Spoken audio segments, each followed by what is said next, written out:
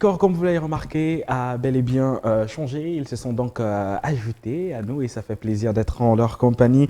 Et je vous parlais donc de ces professionnels de la santé bucco-dentaire, cette association qui s'est donc réunie eh bien, pour promouvoir la santé bucco-dentaire et faciliter l'accès aux soins à travers l'ouverture des centres spécialisés dans la santé bucco-dentaire et promouvoir la scolarisation de la couche vulnérable et lutter contre la malnutrition. Valdez et Marcel sont sur ce plateau pour en parler avec nous. Bienvenue, messieurs. Merci. Je commence tout de suite par Valdez. Comment tu te portes ce matin? Bonjour David. Je vais très bien ce matin Mhm. et c'est un réel plaisir d'être parmi vous ce matin pour partager ce que nous faisons. Absolument. Et c'est quelque chose d'assez exceptionnel que vous proposez également à toute cette bonne communauté. On a tendance à l'oublier. Mais le moment s'y est très bien parce que c'est la période festive déjà. On aura certains qui vont se gaver de sucreries, de nourriture. Et puis après, bonjour les dégâts au niveau des dents. Et ce ne sera pas trop forcément la laine la plus fraîche en janvier. Marcel, merci d'être là également. Vous êtes Merci. également un membre de cette magnifique association. Ben, écoutez, la question, elle est toute simple pour vous ce matin. Pour ceux qui n'ont pas encore découvert l'Association camerounaise pour la santé bucco-dentaire et le développement, c'est quoi exactement? Je commence par Marcel. D'accord, merci. Voilà, il faut dire que l'Association camerounaise pour la santé bucco-dentaire et le développement, c'est une association qui a vu le jour le 12 novembre 2016 et qui a vu le lancement de ses activités le 16 novembre 2019. Donc l'association, c'est une association à but non lucratif qui fait dans l'humanitaire et qui promeut à son sein les soins bucco-dentaires. Donc les soins bucco-dentaires pour tous. Parce qu'elle naît du fait que la plupart des Camerounais n'ont pas un accès facile aux soins bucco-dentaires et beaucoup sont très peu informés concernant les soins bucco-dentaires, dont l'association bucco-dentaire est née pour pouvoir promouvoir dans les soins bucco-dentaires et sa devise c'est soins bucco-dentaires pour tous. Mais là maintenant, je me retourne rapidement vers Valdez pour poser la question. Là, on est au cœur de la santé bucco-dentaire. C'est vrai que c'est un élément que certains, par pudeur, n'aiment pas généralement évoquer parce que, bon, enfin, quand on vous dit que vous avez une haleine pas très fraîche, ça peut être embarrassant. À quel moment on commence à se poser, à véritablement s'interroger sur la nécessité de prendre soin de sa santé bucco-dentaire? Merci David de la question. C'est très important de le rappeler. On a l'habitude de le dire, la bouche est le miroir de notre corps humain. Donc, je préfère laisser la parole parce que je suis médecin généraliste ou médecin bucco-dentaire pour mieux exprimer sur la question. D'accord. J'ajouterais simplement que l'autre but de l'association, c'est de faciliter l'accès aux soins, non pas à tous, mais également et surtout pour les personnes défavorisées. Donc, les orphelins, les enfants de la rue et les gens qui n'ont pas les moyens d'accéder facilement à ces soins-là. Donc, Voilà, comme Vadès l'a si bien dit, moi je suis spécialiste du domaine, je suis le docteur Ducas Marcel, médecin bucco-dentaire. Donc, il faut dire que la cavité buccale, c'est le miroir du corps. Donc, ça veut dire que la plupart des pathologies que nous avons dans notre corps se répercutent, ont une manifestation directe ou indirecte dans la cavité buccale. Donc, du par la cavité buccale d'une personne, nous pouvons détecter plusieurs pathologies, que ce soit le diabète, le VIH-Sida, sont des pathologies que nous pouvons détecter. Pour les pathologies cancéreuses, nous pouvons les voir dans la cavité buccale. Absolument. Alors, c'est vrai que la plupart des personnes se posent la question de savoir, voilà, je peux me brosser les dents tout le temps, mais il y a toujours ce problème avec la laine qui n'est pas forcément très fraîche. Est-ce que cela aussi peut venir du fait qu'à l'intérieur du corps, ça ne tourne pas très rond quand même? Oh, ouais, La mauvaise haleine a plusieurs origines déjà. Elle peut avoir une origine buccale, c'est-à-dire on se pose pas bien, on peut avoir du tartre dans les débris d'aliments sur les dents, et puis quand ces débris vont se décomposer, on aura donc une mauvaise haleine.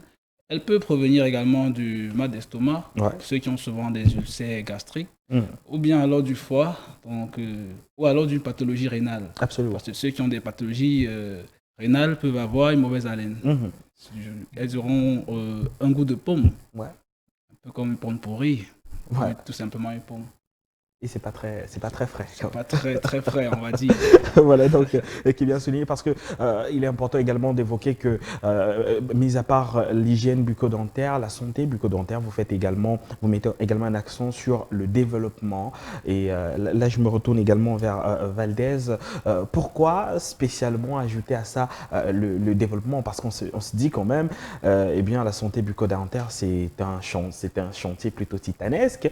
À quel moment on insère le développement? Le développement, le développement, Mhm. c'est un mot phare pour nous tous, habitants d'Afrique subsaharienne. Mhm. La première chose qui va impulser le développement, ce serait la santé des populations. Absolument. Donc, quand on parle de développement, c'est d'abord de garder une population en bonne santé. Mhm. Ensuite, cette population en bonne santé pourra faire tout ce qu'il y a pour apporter le développement, en particulier dans notre pays, le Cameroun. Il s'agit, par exemple, en termes de développement, de sensibiliser dans les réunions des parents. Parce qu'un parent qui va bien, qui ne se trouve pas couché à l'hôpital, Mhm. lui, il pourra contribuer au développement. Mhm. Il s'agit, dans un autre volet, de sensibiliser, comme on l'a dit. Dans un autre volet, il s'agit de participer à l'assainissement de notre ville. Et c'est ça le volet développement. Voilà qui est bien dit. Alors, on rappelle que votre association comporte également de nombreuses activités, notamment je parle effectivement de ces nombreuses descentes dans les orphelinats. Et cette fois-ci, on peut découvrir donc cet événement, descente à l'orphelinat, la bonne case, pour cette fois-ci créer un sourire et faire un don. Et vous le ferez du côté de Zamengwe, oui. C'est dans la Léquier. C'est D'accord. très proche de Yaoundé, mais c'est dans la Léquier. Ouais. Et nous y allons, justement, comme on l'a dit.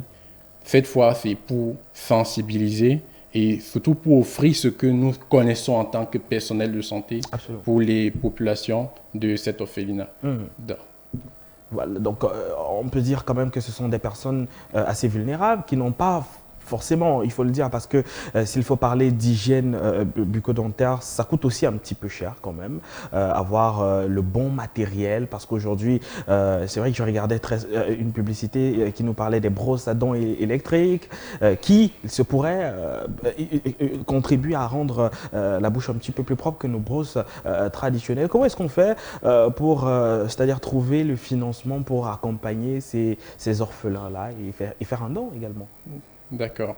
Comment on fait pour trouver un don? Comment on fait pour accompagner les orphelins?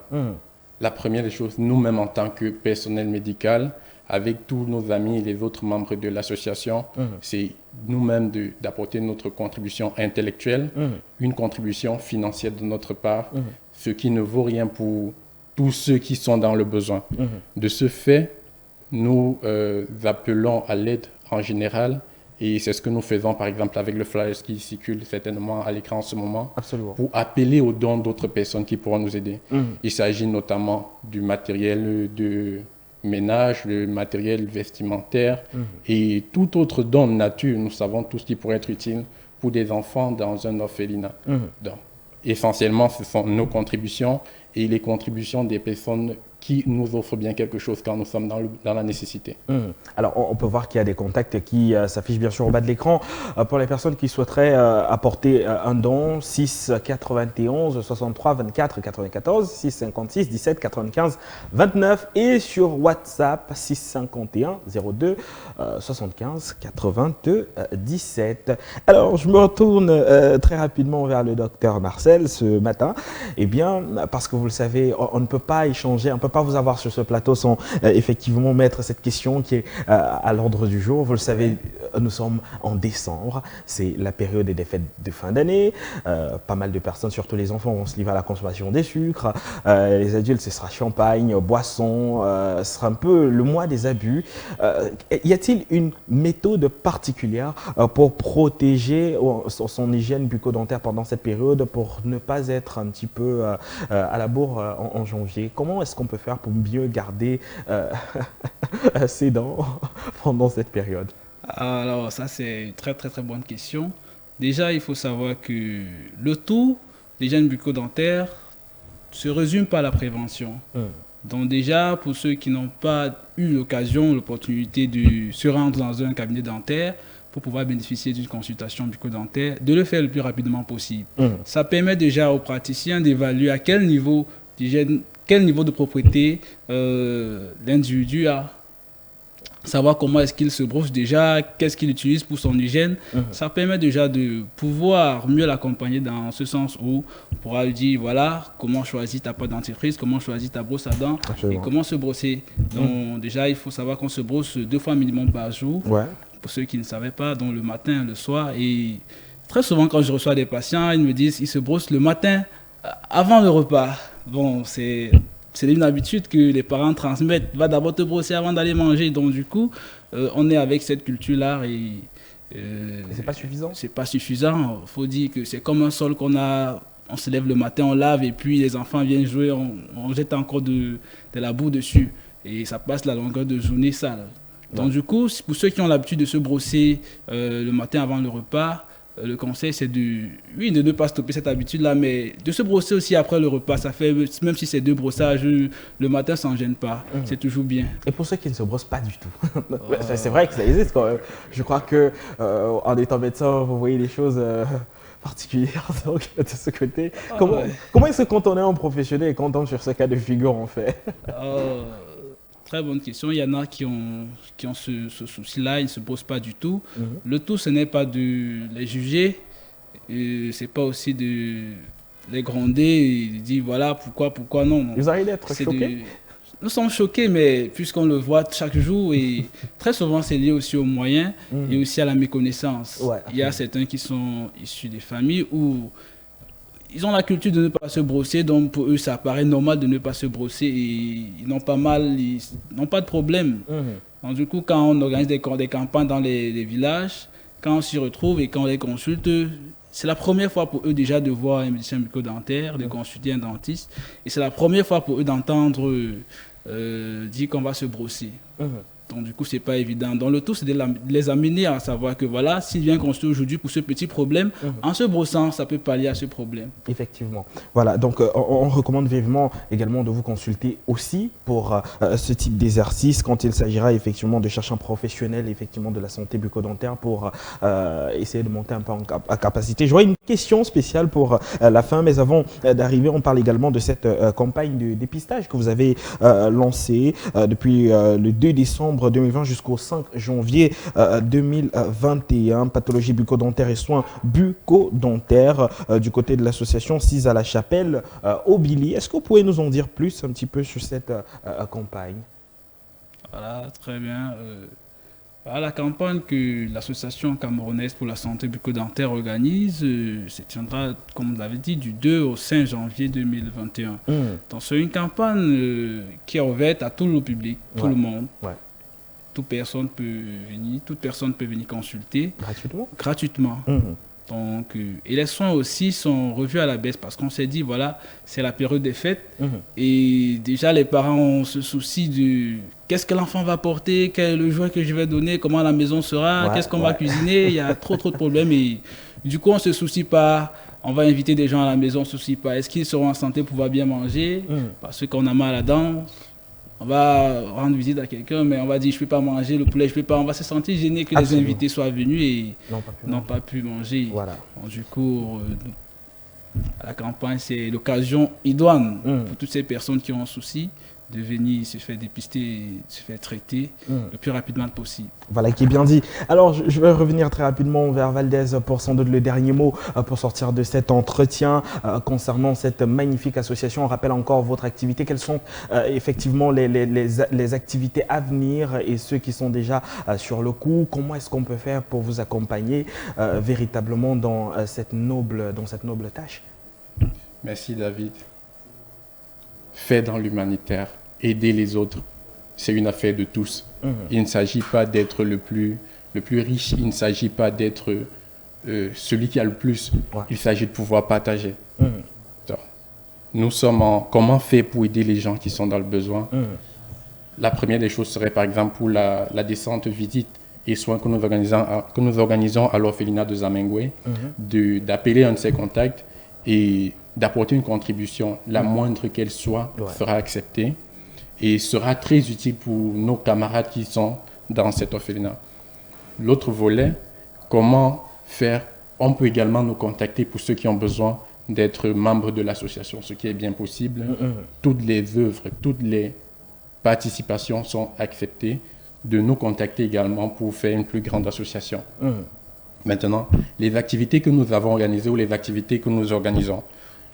Jusqu'ici, nous avons, avant de commencer les descendants les orphelinats, mené des campagnes de sensibilisation dans les réunions pour adultes. Nous allons dans une réunion, nous contactons le président et lorsqu'ils nous ont donné les autorisations, on va là-bas pour sensibiliser sur un des sujets qui touchent régulièrement nos parents. Il s'agit par exemple de l'hygiène bucco-dentaire, il s'agit du diabète, de l'hypertension, du VIH, des sujets phares. Ce mois par exemple, nous avons débuté le mois par la journée mondiale du VIH. Donc la plupart des sujets de discussion que nous tenons ces jours tournent autour du VIH et sa sensibilisation. Et les autres activités que nous menons sont essentiellement autour de la sensibilisation pour le moment. Voilà, donc il est bien souligné. Merci beaucoup, messieurs, d'être passés. Le docteur Valdez et le docteur Marcel sont donc des membres de l'association camerounaise pour la santé bucco-dentaire et le développement. On vous remercie véritablement d'être passés par ici. On se retrouve très vite. Très rapidement pour parler de ce qui s'est passé après cette descente dans l'orphelinat et beaucoup d'autres choses à venir. À préciser, merci de me le permettre, David. Le siège de l'association est situé à Chapelle-au-Billy, à 50 mètres, en allant de Chapelle-au-Billy pour le carrefour Billy. C'est juste à côté de la pharmacie. Absolument. Ouvert de lundi à samedi et tout le monde est la bienvenue. Merci beaucoup, messieurs. Merci, en tout cas, vous revenez quand vous voulez, c'est votre maison. Faites-vous plaisir. Merci. Allez, on vous raccompagne, messieurs, avec un peu de musique et juste après, ce sera le talk show, l'essentiel des grandes thématiques qui font la une au Cameroun. C'est juste après ceci.